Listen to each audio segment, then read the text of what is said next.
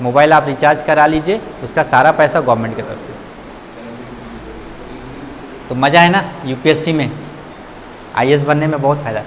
इसके लिए इतना पढ़ना पड़ता है, अरे एक बार बन गए तो बस, एक डिस्ट्रिक्ट का वो हेड होता है वो, इससे बड़ा बात क्या है। और वो एक ये नहीं है कि वो जनता ने उसको चुनकर भेजा था, वो अपने मेरिट से आया है वहाँ पर।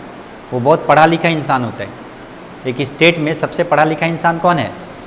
मुख्यमंत्री तो नहीं है, चीफ मिनिस्टर नहीं है, वो तो उसको जनता ने लेकर आया। वहाँ पे स्टेट में सबसे पढ़ा लिखा इंसान वो डीएम ही होता है। एक स्टेट, हम लोग का वेस्ट बंगाल में 23 डिस्ट्रिक्ट्स है ना, तो हर डिस्ट्रिक्ट में एक तो डीएम होगा। हम लोग का आसनसोल में भी एक डीएम है, ठीक है। तो वो डीएम जो होता है ना, वो सेंट्रल के अंडर में रहता है और उसका अपॉइंटमेंट एकदम प्रेसिडेंट के द्वारा होगा, ठीक है। और उसके अंडर में सारा माने डिस्ट्रिक्ट के अंदर जो भी काम होगा सबका हेड वही होगा। और वो अपना सारा रिपोर्ट किसको देगा? सीएम को देगा। सीएम उसको ऑर्डर देगा कि आपको अपना स्टेट, अपना डिस्ट्रिक्ट में ये सब काम करना है, और उसका वो सारा रिपोर्ट बनाकर सीएम को देगा। और एक फाइल वो साल में सेंट्रल में प्रेसिडेंट के पास में भेजेगा, पूरा साल भर, कि मैंने अपने डिस्ट्रिक्ट में इस स्टेट में रहकर ये सब काम किया। वो सारा फाइल उसको भेजना होगा वहाँ पर, ठीक है। और उसके पास ये भी पावर है कि वो प्रेसिडेंट से सीएम का शिकायत भी कर सकते हैं, राष्ट्रपति शासन लगाने के लिए बात भी कर सकता है वो, कि स्टेट में मुझे प्रेसिडेंट रूल चाहिए। सीएम जो है ना, वो कॉन्स्टिट्यूशन को नहीं मान रहा है, उसके अकॉर्डिंग काम नहीं कर रहा है, ठीक है, तो उसको हटाने का भी काम हो सकता है। उसके लिए वो प्रेसिडेंट से बात भी कर सकते हैं, ठीक है। और रेल का तो आपको पता है कौन कौन सा पोस्ट होता है। आपका एएसएम का होता है, इसमें कोई डायरेक्ट स्टेशन मैनेजर तो बनता नहीं है, पहले असिस्टेंट स्टेशन मैनेजर होता है वो। आपका ईसीआरसी होता है जो इंक्वायरी कम रिजर्वेशन होता है। आपका सीएटीए का एग्ज़ाम होता है, कमर्शियल अप्रेंटिस है, ट्रैफिक अप्रेंटिस है, गुड्स गार्ड है। लेकिन ये सब चीज़ के लिए आपको ग्रेजुएशन होना बहुत ज़रूरी है। सिविल सर्विस का एग्ज़ाम देने के लिए मिनिमम क्वालिफिकेशन ग्रेजुएशन, कोई परसेंटेज नहीं। बहुत लोग बोलते हैं ना 50% मार्क्स होना चाहिए, ऐसा कुछ नहीं, बस आप ग्रेजुएट हो किसी रिकॉग्नाइज्ड यूनिवर्सिटी से, ठीक है। और आपने पास कोर्स रखा था या ऑनर्स रखा था, उससे उसको कोई मतलब नहीं, ठीक है, बस केवल ग्रेजुएट होना चाहिए। और इसका एग्ज़ाम, यूपीएससी का एग्ज़ाम जो है, जो फाइनल ईयर में है वो भी दे सकते हैं, ठीक है। जो थर्ड ईयर में है वो भी इसका एग्ज़ाम दे सकते हैं। हाँ, लेकिन उसका जब तक रिजल्ट आएगा तब तक उसका कंप्लीट हो जाना चाहिए। मतलब जब उसको ट्रेनिंग में जब भेजा जाएगा, एग्ज़ाम सारा देगा वो, लेकिन जब उसका सिलेक्शन हो जाएगा और ट्रेनिंग में जाने से पहले उसको ग्रेजुएशन का सर्टिफिकेट सबमिट कर देना होगा कि मैंने ग्रेजुएशन कंप्लीट कर लिया। हाँ, डिप्लोमा कर रहे हैं, 12 कंप्लीट है आपका, तो इसके बाद डिप्लोमा के बाद बीटेक भी तो आप होता है ना, वो करके आप दे सकते हैं। हाँ, ठीक है।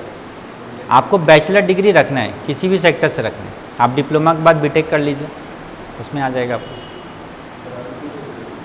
ठीक है।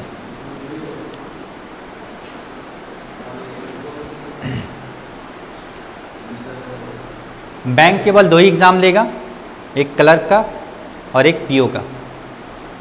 पीओ प्रोबेशनरी ऑफिसर्स होते हैं, क्लर्क जो नीचे देखते हैं ना लोग काम करते हैं अपना कैश काउंटर में रहते हैं, वो लोग सब क्लर्क है। और पीओ लोग होते हैं ना, वो ऑफिशियल काम करते हैं।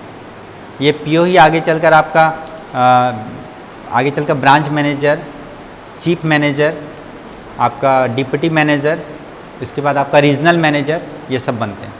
आगे चल के जो एसबीआई का जो हेड होता है, चेयरमैन होता है, वो भी एक पीओ ही होता है। कोई डायरेक्ट चेयरमैन बनकर नहीं आता, वो भी तो पीओ से शुरुआत किया होगा, ठीक है। बैंक में आपका पीओ के द्वारा अगर आप पास इसको क्लियर कर लेते हैं ना, तो आपका जो पोस्ट मिलेगा वो डीएम का हो जाएगा, डिप्टी मैनेजर, यहाँ डीएम माने डिस्ट्रिक्ट मैनेजर, ये नहीं, डिप्टी मैनेजर।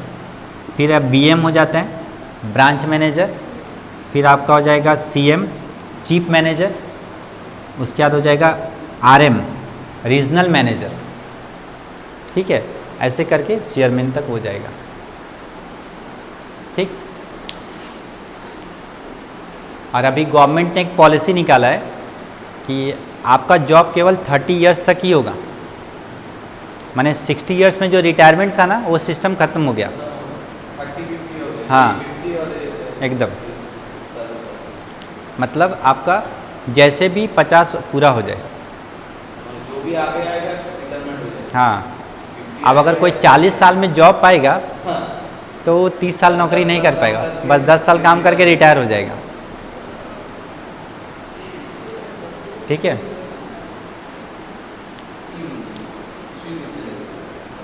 ठीक है, हाँ ये समझ में आ गया सारा। और कोई डाउट्स है, कोई क्वेश्चन है? ठीक।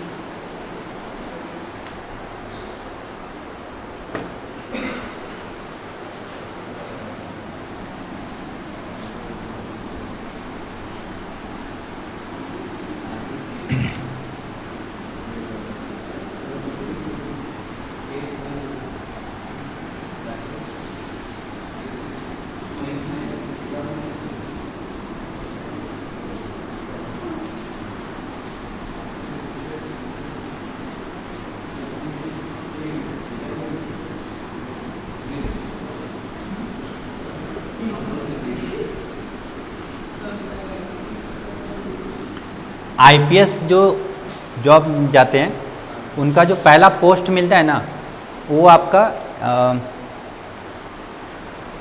ये होता है SSP बोलकर बनते हैं लोग। माने पुलिस पोस्ट में तो बहुत सारा डिपार्टमेंट है, हवलदार भी होते हैं, है ना, SI होते हैं, सब इंस्पेक्टर होते हैं, इंस्पेक्टर होते हैं। तो वो लोग सीधा जैसे सुपरिटेंडेंट ऑफ पुलिस होते हैं ना, उसी तरह वो लोग वहाँ से पोस्ट से शुरू करते हैं। और सबसे ऊंचा जो पोस्ट है इसमें पुलिस में वो कौन सा होता है? हाँ, DGP, director general of police. अच्छा ये बताइए, DGP बड़ा होता है या एक IAS ऑफिसर बड़ा होता है? एक IAS ऑफिसर जो है यानी DM, वो उसका पोस्ट सबसे ऊंचा है या DGP का पोस्ट सबसे ऊंचा है?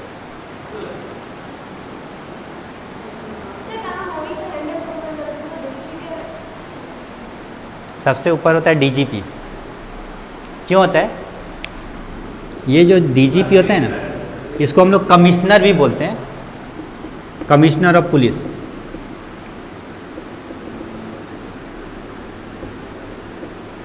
कमिश्नर के नाम से भी इसको जाना जाता है। तो कमिश्नर कहाँ बोला जाता है?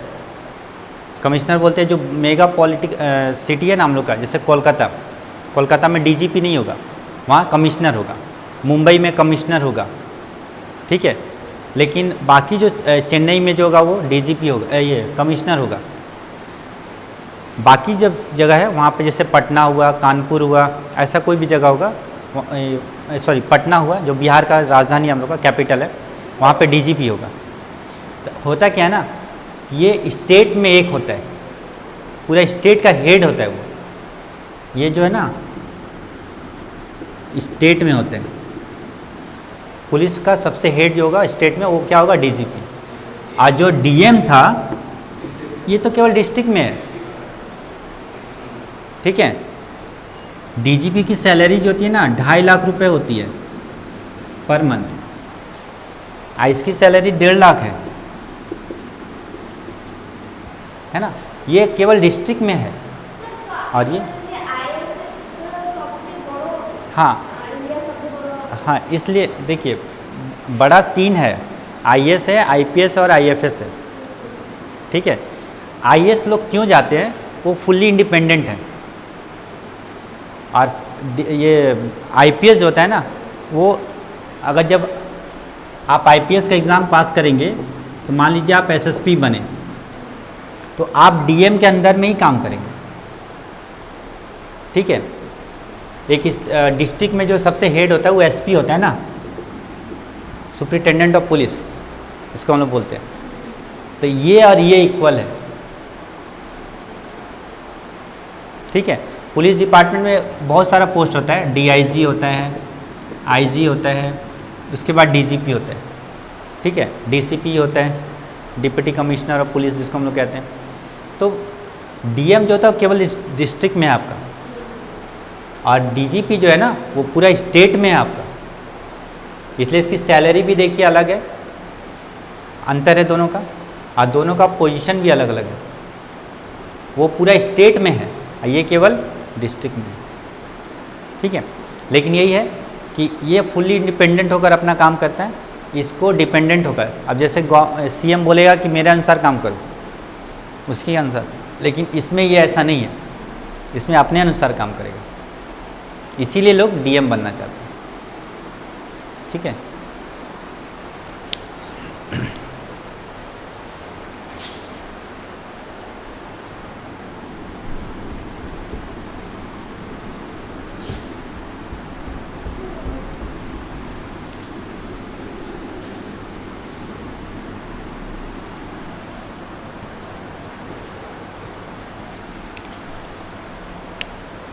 देखिए हमारा 2 दिन ही क्लास है, आगे लगेगा, आपको लगेगा कि एक दिन और क्लास करना होगा तो बताइएगा, ठीक है। हम लोग एक दिन जीएस पढ़ेंगे और एक दिन जीए पढ़ेंगे, ठीक है। जीए मैं थोड़ा कुछ दिन के बाद शुरू करूँगा, क्योंकि पहले जीएस थोड़ा सा अच्छा हो जाए आपका, क्योंकि सब्जेक्ट पर कमांड होना बहुत ज़रूरी है, ठीक है। तो जैसे मान लीजिए हमारा जीएस में 3 ये था, आर्ट्स और साइंस, तो इसमें से हम लोग साइंस से बायो पढ़ते हैं, क्योंकि बायो के क्वेश्चन सबसे अधिक आते हैं, मैक्सिमम क्वेश्चन आपका बायो का मिलेगा, ठीक है। और आर्ट्स में से हम लोग पॉलिटी कर लेते हैं, क्योंकि आर्ट्स में आपका मैक्सिमम क्वेश्चन पॉलिटी और हिस्ट्री से होते हैं, ठीक है। तो ये 2 पेपर हम लोग जीएस में पढ़ेंगे, और जीए में तो हमको सारा पढ़ना है, करेंट्स भी पढ़ना है, स्टैटिक्स भी पढ़ना है, बैंकिंग भी पढ़ना है। अगर आपको बैंक का एग्ज़ाम देना है तो बैंकिंग भी पढ़ लीजिए, ठीक है। नहीं भी एग्ज़ाम देना है तो पढ़ने में क्या नुकसान है, नहीं जानने से अच्छा कि जान कर रखें, है ना। जैसे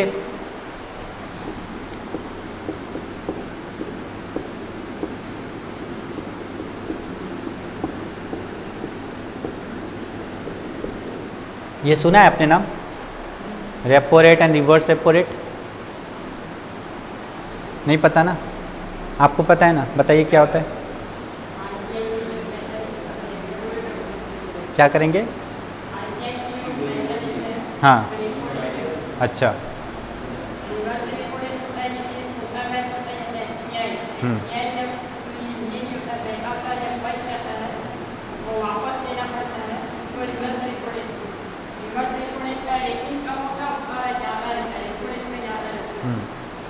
देखिए ये आप तब पढ़ पाएंगे जब आप बैंकिंग को पढ़ेंगे तब, ठीक है। ये बैंकिंग टर्मिनोलॉजीज है हमारा। रेपो रेट क्या होता है ना, देखिए बैंक भी क्या करता है, एक दूसरे से लेन देन करते हैं, बैंक का बैंक से लेन देन होता है, वो भी बैंक एक दूसरे बैंक से लोन ले सकते हैं, ठीक है। तो हमारे देश में सबसे बड़ा बैंक कौन सा है? RBI, reserve bank of India. जैसे इंडिया में सबसे बड़ा कोर्ट कौन सा है? कोर्ट, सबसे बड़ा कोर्ट कौन सा है? हाँ, सुप्रीम कोर्ट। सुप्रीम कोर्ट का जो डायरेक्शंस है वो फॉलो करते हैं बाकी सब कोर्ट्स, ठीक है। तो उसी तरह बैंक में जितने भी डायरेक्शंस होंगे, जो भी काम होंगे, वो किसके अंडर में होंगे, किसके द्वारा होंगे? आरबीआई के द्वारा। चाहे वो एसबीआई करने वाला हो, चाहे कोई भी हो, सबको किसका रूल्स एंड रेगुलेशन फॉलो करना है? आरबीआई का। तो आरबीआई जब किसी दूसरे, मान लीजिए एसबीआई को लोन चाहिए, पैसे की ज़रूरत है, तो आरबीआई से लेगा वो, ठीक है। आरबीआई इसको लोन देगा, तो जब लोन देगा तो उसका रेट ऑफ इंटरेस्ट होगा कुछ, फ्री में तो नहीं देगा, लोन देगा तो उसके लिए इंटरेस्ट लेगा वो। तो जब आरबीआई एसबीआई को लोन देगा और जिस इंटरेस्ट पर देगा वो क्या है आपका? रेपो रेट, ठीक है। जैसे ये हो गया 6%, अभी 5.75 हो गया ना, हाँ 2.5 कम हो गया उसका। हम एक मान के चल रहे हैं कि 6%, ठीक है, कि 6% वो इंटरेस्ट लेगा आपका। अब कभी ऐसा हुआ कि एसबीआई ने आरबीआई को लोन दिया, अचानक आरबीआई के पास पैसा कम हो गया, तो दूसरे बैंकों से पैसा लेने लग गया। तो जब एसबीआई आरबीआई को लोन देगा तो जिस इंटरेस्ट पर देगा वो क्या कहलाएगा? Reverse repo rate. और रिवर्स रेपो रेट से कम होगा। अगर ये 6% है तो इसको कितना लिखेंगे? मतलब जब आरबीआई किसी से इंटरेस्ट लेगा तो ज़्यादा देगा, ठीक है, लेकिन जब वो इंटरेस्ट देगा तो कम देगा। अब समझ में आ गया? Repo rate, reverse repo rate, ऐसे बहुत सारी चीज़ें हैं जो आप बैंकिंग टर्म्स को पढ़ेंगे तो समझ में आएगा, ठीक है। अगर आपसे कोई पूछा एटीएम क्या होता है? ये तो फुल फॉर्म हो गया। What is ATM?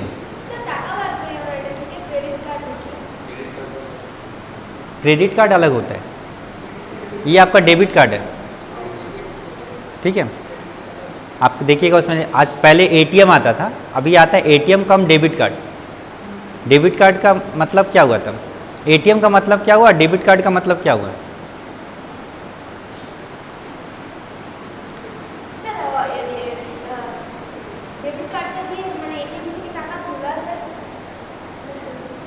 आपके पास अगर एटीएम कार्ड होगा ना तो आप देखिएगा उसमें लिखा होगा एटीएम कम डेबिट कार्ड। पहले लेकिन नहीं आता था, पहले सिर्फ आता था एटीएम, उसमें डेबिट कार्ड नहीं लिखा जाता था। अब जो आता है ना वो आता है एटीएम कम डेबिट कार्ड। ऐसा क्यों लिखा आता है? तो देखिए, ये तो ऑटोमेटेड टेलर मशीन जो होता है तो आपका फुल फॉर्म से, ठीक है। एटीएम जो था ना, ये केवल आप अपना एटीएम मशीन से पैसा निकालते थे। इसका एक पिन नंबर होता है 4 डिजिट का, वो आप एटीएम मशीन में जाते थे, पैसा निकालते थे। लेकिन वो एटीएम कार्ड से आप पेट्रोल पंप में जाकर पेट्रोल नहीं भरा सकते थे, ठीक है। किसी मार्केट में जाके कोई सामान परचेस कर रहे तो उसका बिल पे नहीं कर सकते थे। लेकिन डेबिट कार्ड से होता है, ठीक है। डेबिट कार्ड जो हो गया, आप पेट्रोल पंप में जाकर पेट्रोल ले लीजिए, वो आपका उसमें से काम हो जाएगा। आपके पास ये नहीं है, लिक्विड कैश नहीं है, तो आपका एटीएम कार्ड से होगा। आप किसी दुकान में गए, कोई भी सामान परचेस किए, वहाँ पर आप अपना उससे कर सकते हैं। और आप देखिए, आपके मन में आ रहा है ना क्रेडिट कार्ड,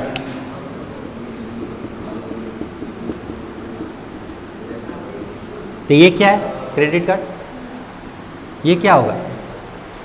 इसमें कभी डेबिट कार्ड नहीं लिखा होगा, एटीएम के साथ में डेबिट कार्ड होगा,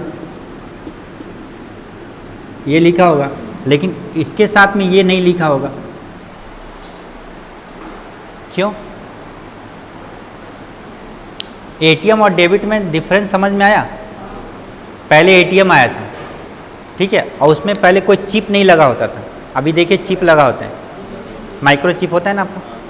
पहले एटीएम आता था, प्लेन एटीएम था, उससे आप केवल पैसा बाहर निकालते थे, ठीक है। जब डेबिट कार्ड हो गया, उसमें चिप लगा दिया और उसके आप परचेस का काम कर सकते हैं। पेट्रोल लेना हो चाहे कुछ भी करना हो, पैसा भी निकाल सकते हैं। लेकिन क्रेडिट कार्ड जो है ना, अच्छा, इस पर कोई पैसा नहीं कट रहा था, आपका कोई चार्जेस नहीं ले रहा था वो। लेकिन क्रेडिट कार्ड जो होता है ना, इसके लिए आपका मिनिमम बैलेंस 50,000 रुपीज़ चाहिए। आपके अकाउंट में 50,000 रुपीज़ उसको चाहिए, पहला कंडीशंस। दूसरा कंडीशंस है, इस पर आपके चार्जेस ये होंगे, कट जाएंगे। आपके 6 मंथ पर इसका कुछ चार्ज कटेगा, ठीक है। आपका पास चेक होगा, है ना। एक चेक आता है ऑर्डिनरी चेक, ऑर्डिनरी चेक, ठीक है। ये आप ही के ब्रांच से पे होगा। अगर एसबीआई का है तो एसबीआई से ही मिलेगा, बैंक ऑफ इंडिया का है तो बैंक ऑफ इंडिया से ही मिलेगा, और रघुनाथपुर का है तो रघुनाथपुर से ही मिलेगा, आसनसोल से नहीं मिलेगा, ठीक है। और एक होता है मल्टी सिटी चेक। ये मल्टी सिटी चेक का मतलब क्या हो गया? बाहर से भी निकाल सकते हैं। आप दिल्ली चले जाइए, कोलकाता चले जाइए, आप पैसा निकाल सकते हैं। केवल बैंक आपका सेम होना चाहिए। आपका एसबीआई का चेक है तो दिल्ली में आप गए हैं तो दिल्ली में आप एसबीआई के ब्रांच से पैसा निकाल सकते हैं, ठीक है। ऐसा नहीं कि बैंक ऑफ इंडिया में चले गए लेकर, वो नहीं होगा। वो होगा, उसके लिए आपको एक फॉर्म भरना पड़ेगा, उसको आपको ड्रॉप बॉक्स में डालना पड़ेगा। आपके लिए उसको अलग से एक विड्रॉल फॉर्म भरना पड़ेगा। उसके साथ में आपको उसको अटैच करना पड़ेगा, करके उसको ड्रॉप बॉक्स में डालना पड़ेगा, तब जाके उसका पेमेंट होगा। वो भी आपका 24 आवर्स के अंडर में होगा, तुरंत नहीं हो जाएगा। ठीक है, अब एक चीज़ हमको सिर्फ बताइए, एटीएम कार्ड, चेकबुक और पेपर मनी और अच्छा, ये सब क्या है? ये तीनों में डिफरेंस क्या है? पेपर मनी समझ रहे हैं ना, नोट्स, हम लोग जो नोट यूज़ करते हैं। हाँ, देखिए एटीएम जो है ना, ये भी एक मनी है, ये सब का सब मनी है। इस एटीएम को हम लोग बोलते हैं प्लास्टिक मनी। अगर कभी पूछा कि what type of money is ATM, ATM किस टाइप का मनी है, तो हम इसको लिखते हैं प्लास्टिक मनी। ठीक है, जितना भी कार्ड है, चाहे वो क्रेडिट कार्ड है, चाहे वो एटीएम कार्ड है, डेबिट कार्ड है, जो भी है वो आपका प्लास्टिक मनी है। ठीक है, याद रहेगा ना, आपके पास क्या है? Plastic money. अब प्लास्टिक मनी का एक रेंज होता है कि आप इतना ही आप विड्रॉल कर सकते हैं। एक दिन में 20,000 आप विड्रॉल कर रहे हैं। क्रेडिट कार्ड से आप क्या कर रहे हैं? परचेजिंग का काम कर ले रहे हैं। ठीक है, उससे कैश विड्रॉल नहीं कर रहे, आप परचेजिंग कर रहे हैं। 1 लाख का कर लिए, 2 लाख का कर लिए, वो कर सकते हैं, लेकिन आपके अकाउंट में उतना होना भी चाहिए। ऐसा नहीं कि 50,000 आपके अकाउंट में है और आप 1 लाख का परचेजिंग कर रहे हैं कहीं पर, तब नहीं होगा। ठीक है, और उस पर तो जितना भी कार्ड है वो सब आपका क्या हो जाएगा? Plastic money. All types of cards is known as plastic money. ठीक है, अब देखिए, आप चेक बनाते हैं या फिर डीडी भी बनाते हैं। डीडी समझते हैं? Demand draft. डिमांड ड्राफ्ट नहीं बनाए कभी? वो एक टाइप का चेक ही होता है, वो बैंक आपको बना कर देते हैं। जैसे मान लीजिए आपको पैसा भेजना है, दिल्ली, मुंबई, कोलकाता, कहीं भी पैसा भेजना है, तो आपके पास कैश है, आप बैंक के पास जाइए, बोलिए मुझे डीडी बनाना है। कितने का? तो 50,000 का डीडी बनाना है। तो आपने एक फॉर्म भरा, वो फॉर्म देगा आपको, फॉर्म डीडी फॉर्म देगा। वो डीडी का फॉर्म अलग होता है, वो फॉर्म आपको फिलअप करना है, कितना पैसा आप भेज रहे हैं, कैश में भेज रहे हैं, वो सारा चीज़ लिखकर आप जब जमा करेंगे, 1 घंटा के बाद आपको एक चेक देगा वो बैंक। ठीक है, वो चेक लेकर आप किसी को दे सकते हैं। DD demand draft. तो जो भी चेक है या डिमांड ड्राफ्ट है, इसमें तुरंत पैसा तो नहीं मिल जाता ना। आप चेक लेकर बैंक में जाते हैं तो थोड़ा टाइम लगता है, उसके बाद आपको पैसा मिलता है। तो इसको हम लोग बोलते हैं, क्या बोलेंगे इसको?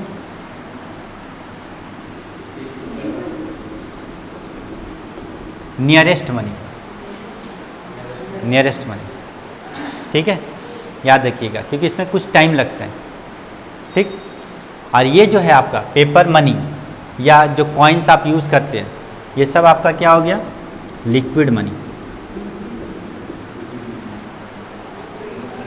ठीक है, लिक्विड जो हमेशा आपने किसी को दिया वो तुरंत ले लिया, लेकिन आपने किसी को चेक दिया वो नहीं लेगा, क्योंकि उसको क्या पता आपके अकाउंट में पैसा है कि नहीं। मैंने आपको 50,000 का एक चेक दे दिया, आप ले लेंगे? आप पहले कंफर्म तो करेंगे कि मेरे अकाउंट में पैसा है कि नहीं है। आप बैंक में गए, बैंक आपको 4 बात सुना देगा कि आपने चेक लेकर आया, आपके अकाउंट में पैसा नहीं है। हाँ, टाइमिंग भी होता है उसका, हाँ 3 मंथ्स का टाइम होता है उसका, बहुत सारा ऐसा चीज़ है। तो देखिए अंतर है ना, इसीलिए मैंने कहा कि आप लोग सब चीज़ पढ़िए।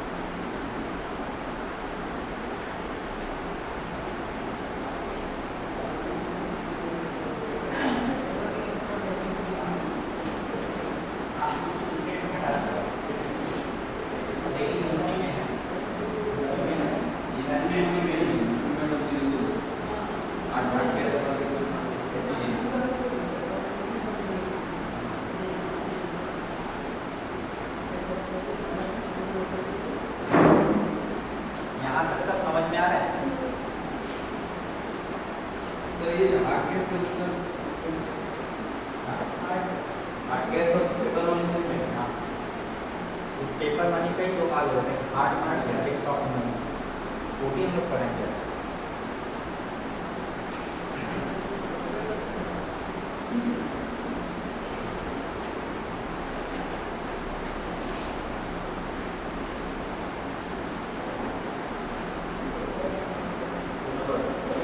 इंडिया में सबसे बड़ा बैंक कौन सा हो गया? Reserve bank of India, RBI. इसका ओल्ड नेम क्या था? पुराना नाम। आज तो आरबीआई, पहले तो आरबीआई नहीं था।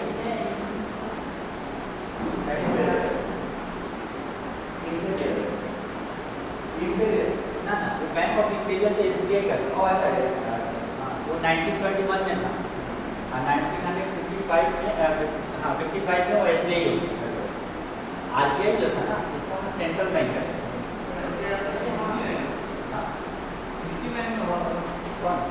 एसबीआई का नहीं, 55 में नेशनलाइजेशन उसका 55 में हुआ और 69 में बहुत सारे पब्लिक सेक्टर बैंक और ऐड हुए। ठीक है, आरबीआई जो था ये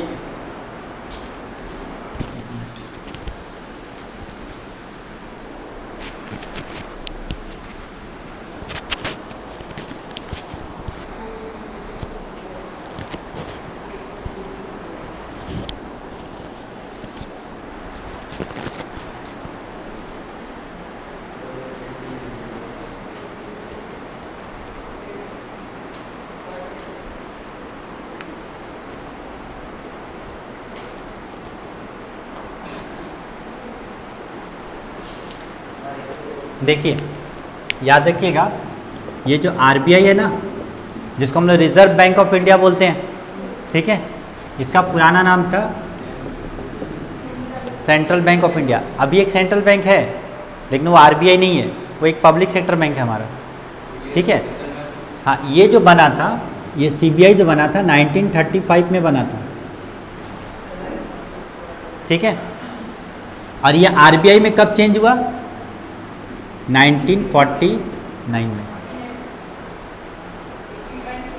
हाँ, और एसबीआई जो है, इसको हम लोग बैंक ऑफ इंपीरियल कहते थे, या इंपीरियल बैंक भी नाम से जाना जाता था। सर मतलब ये आरबीआई का बैंक है, पहला नाम था वो CBI, central bank of India. हाँ, ठीक है, पुराना नाम था ये, 1935 में जब ये बना था, और जब ये नेशनलाइज्ड हो गया तो इसका नाम हो गया RBI, reserve bank of India. कब हुआ ये? 1949 में। ठीक है, और एसबीआई जो है, इसका पुराना नाम था बैंक ऑफ इंपीरियल, बीओआई। ठीक है, ये कब था? 1921 में। ठीक है, और ये चेंज हुआ कब एसबीआई में? 1955 में, 1 जुलाई 1955। बीओआई, बैंक ऑफ इंपीरियल, या इसको इंपीरियल बैंक भी कह सकते हैं। 1921, 21, हाँ। और ये एसबीआई में कब चेंज हुआ? 1955 में। वो डेट क्या था? 1 जुलाई। 1 जुलाई। एक क्वेश्चन बताइए, ये स्टैटिक का है। 1 जुलाई को हम लोग कौन सा डे मनाते हैं? जैसे आपको हाँ ना, इसमें हम लोग 3 तो डे मनाते हैं। पहला है एसबीआई फाउंडेशन डे। ठीक है, क्योंकि 1 जुलाई 1955 को एसबीआई बना था। ठीक है, ये सब मैं पढ़ाऊंगा, अभी मत लिखिए, मैं सारा चीज़ आपको बताऊंगा। मैं तो स्टैटिक्स में बताऊंगा ही आपको सारा। अभी सुन लीजिए, हर डेट का कोई ना कोई एक वैल्यू है। तो 1 जुलाई को हम लोग मनाए क्या? SBI foundation day. 1 तारीख को देखिएगा एसबीआई में बहुत लोग केक काटते हैं अपना। ठीक है, वो लोग का फाउंडेशन डे होता है पहला। दूसरा होता है डॉक्टर्स डे। 1 जुलाई को डॉक्टर्स डे मनाते हैं, क्योंकि इस दिन डॉक्टर विधान चंद्र रॉय का जन्म हुआ था। ठीक है, डॉक्टर विधान चंद्र रॉय, आप बीसी रॉय आपने नाम सुना होगा, उनका बर्थ डे भी 1 जुलाई है, और डेथ डे भी जो है 1 जुलाई है। जिस दिन उनका जन्म हुआ उसी दिन उनका मृत्यु भी हुआ। ठीक है, मेडिकल साइंस में आगे बढ़ाने का काम उनका था, इसलिए डॉक्टर्स डे उनके नाम से हम लोग मनाते हैं। ठीक है, हाँ हाँ।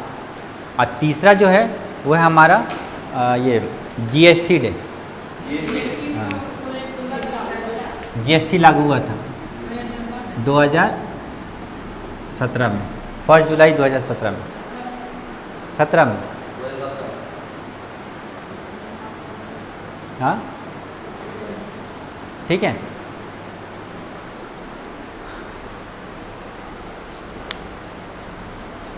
तो 3 तो डे हो गया ना, एक हो गया जीएसटी डे, एक हो गया डॉक्टर्स डे और एक हो गया एसबीआई फाउंडेशन डे। ठीक है,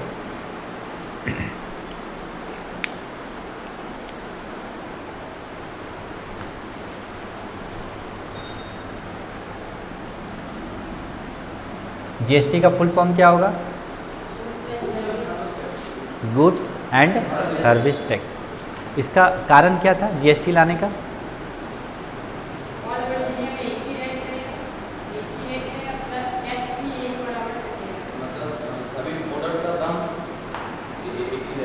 प्रोडक्ट का दाम नहीं, टैक्स। पहले क्या था ना कि हर जो वस्तु होता था, कमोडिटी जो गुड्स होते थे ना, हर स्टेट में उसका जो प्राइस था वो अलग अलग था, डिफरेंस था उसका। क्योंकि हमारी अभी की जो गवर्नमेंट है सेंट्रल में, उसका एक तो नारा है 1 नेशन, माने एक राष्ट्र, बाकी सब में एक लगाते जाइए। जैसे 1 रैंक 1 पेंशन, पहले सबका पेंशन अलग अलग था तो उसने 1 रैंक 1 पेंशन कर दिया। ठीक है, उसी तरह 1 नेशन 1 टैक्स, एक राष्ट्र एक टैक्स, पूरा ऑल ओवर इंडिया में एक ही टैक्स चलेगा, वो चेंज नहीं होगा। लेकिन अभी भी कुछ चीज़ों पर अभी टैक्स पूरा तरह से नहीं हुआ है, जैसे आपका पेट्रोल पर है वो अभी भी अलग अलग है। तो जीएसटी का कारण यही था कि पहले हम लोग का 2 टाइप का टैक्स था, डायरेक्ट और इनडायरेक्ट। 2 ही टैक्स अभी भी है, डायरेक्ट और इनडायरेक्ट। डायरेक्ट जो हम डायरेक्ट पे करते हैं, जो इनकम टैक्स हुआ, वेल्थ टैक्स हुआ, ये सब क्या हम लोग का डायरेक्ट टैक्स है। और इनडायरेक्ट टैक्स में जो था वो सेल टैक्स था, इंटरटेनमेंट टैक्स था। तो ये सब जो अलग अलग जो टैक्स थे हर स्टेट में अलग अलग थे, तो वो उसको क्या किया गया, एक कर दिया गया और उसी का नाम दिया गया जीएसटी। ठीक है, इसको लाने वाला सबसे पहला कंट्री कौन सा था? जीएसटी सबसे पहले कहाँ आया था? फ्रांस में 1954 में आया था। अगर कहीं पूछा कि जीएसटी लागू करने वाला, इम्प्लीमेंट करने वाला फर्स्ट कंट्री कौन था, तो फ्रांस था। हाँ, ये असम। और सबसे लास्ट था जम्मू एंड कश्मीर।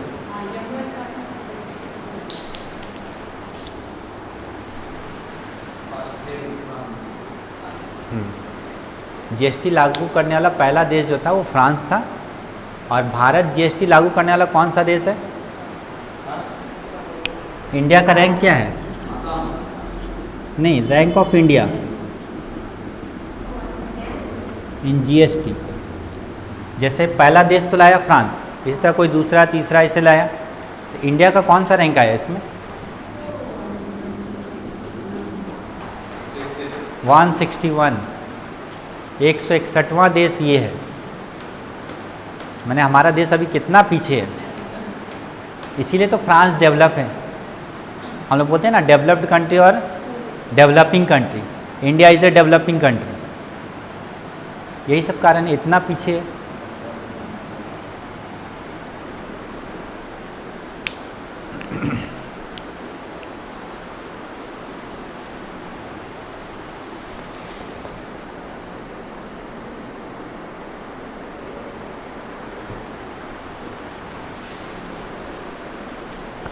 ठीक है, और कुछ सवाल है मन में?